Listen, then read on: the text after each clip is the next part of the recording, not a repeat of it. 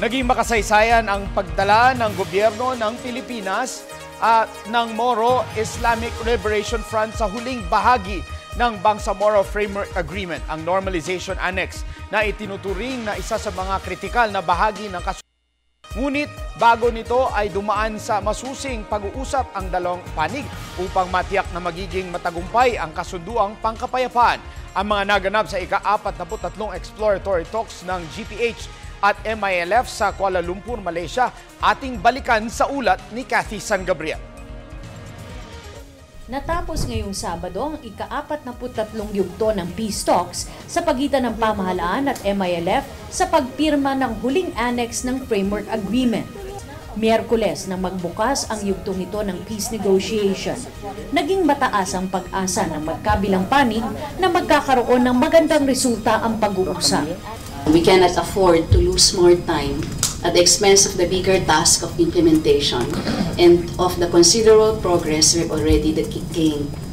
The time to conclude the formal exploratory talks is now. Biyernes nang dumating sa Kuala Lumpur si Presidential Spokesman Edwin Lacerda, Presidential Advisor on the Peace Process Ging Deles, Senator Coco Pimentel at Zamboanga City Representative Lilian Nuño.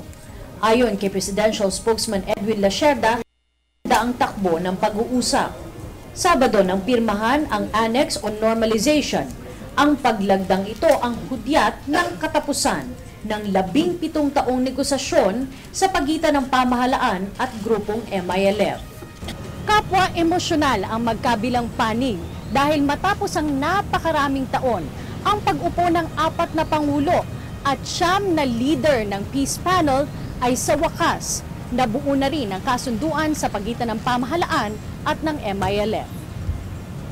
Also stands as a landmark on which to build the future Bangsamoro, a future where we hope that all the dreams and aspirations for peace and development, not only of the people of the Bangsamoro, in the Bangsamoro, in Mindanao, but certainly of the whole country. The importance of this document, as well as other documents that we have signed with our good counterpart, Professor Miriam Ferrer Coronel, representing the government of the Republic of the Philippines, is more for my people.